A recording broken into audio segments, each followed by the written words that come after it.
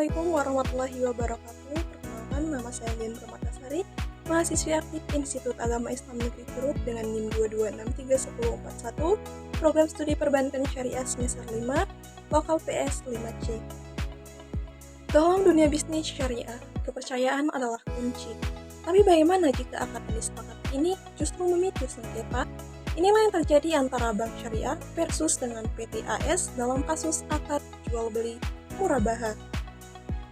Kasus ini membawa kita ke ruang sidang Badan Arbitrase Syariah Nasional atau Basarnas, tempat di mana keadilan syariah ditegakkan dengan bijaksana.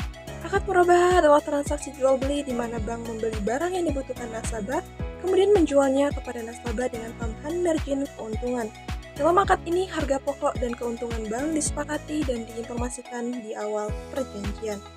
Akad ini bukan pinjaman dengan bunga, tetapi transaksi jual beli yang transparan. Dalam praktiknya, akad ini harus sesuai dengan prinsip syariah seperti tidak mengandung borok ataupun riba. Kasus ini bermula ketika PT AS mengajukan pembiayaan murabaha kepada Bank Syariah untuk pembelian barang modal. Setelah akad ini ditandatangani, bank menghentikan pembiayaan karena PT AS belum memenuhi syarat administrasi seperti izin mendirikan bangunan atau IMB. PT AS merasa dirugikan dalam hal ini dan mengajukan sengketa ke Basarnas, menuntut agar bank melanjutkan pembiayaannya. Bank berdalih bahwa penghentian dilakukan sesuai dengan prosedur dan karena adanya pelanggaran standar operasional prosedur atau SOP. Ada beberapa faktor yang memungkinkan penyebab sengketa ini muncul. Yang pertama, kelalaian administratif. PT AS tidak melengkapi dokumen pendukung seperti INB. Dan yang kedua, ketidakjelasan akad nih. Perbedaan interpretasi antara bank dan nasabah terkait kewajiban dan hak dalam akad ini. Kedua, penghentian sepihak.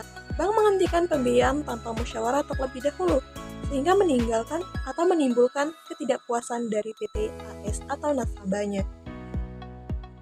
Penyelesaian sengketa ini pun dibawa ke Basarnas sesuai dengan ketentuan Fatwa DSN MUI dan Pasal 55 Undang-Undang tentang Perbankan Syariah. Arbiter yang menangani perkara ini memiliki latar belakang hukum syariah dan perbankan yang memadai. Proses di Basarnas melibatkan yang pertama pemeriksaan bukti dan saksi atau dokumen akad dan laporan keuangan diversifikasi. Terus yang kedua mediasi. Arbiter akan mencoba mempertemukan kedua belah pihak untuk mencapai kesepakatan damai.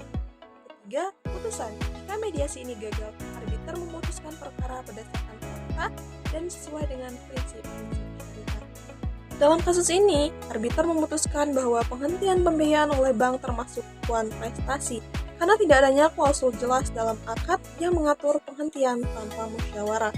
Sebagai arbiter, saya akan melihat beberapa solusi untuk mencegah sengketa serupa di masa yang akan datang.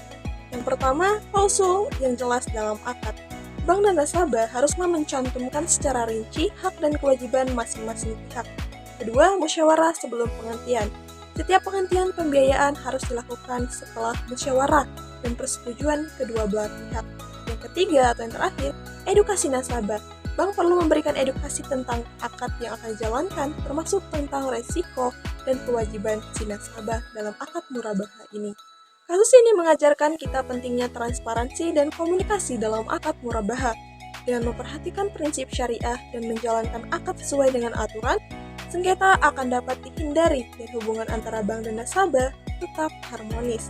Namun, PT AS juga dinyatakan lalai karena tidak segera melengkapi dokumen yang menjadi kewajiban bagi mereka. Kasus ini mengajarkan bahwa dalam setiap transaksi, keterbukaan dan kepatuhan pada prinsip syariah adalah fondasi yang tak tergantikan.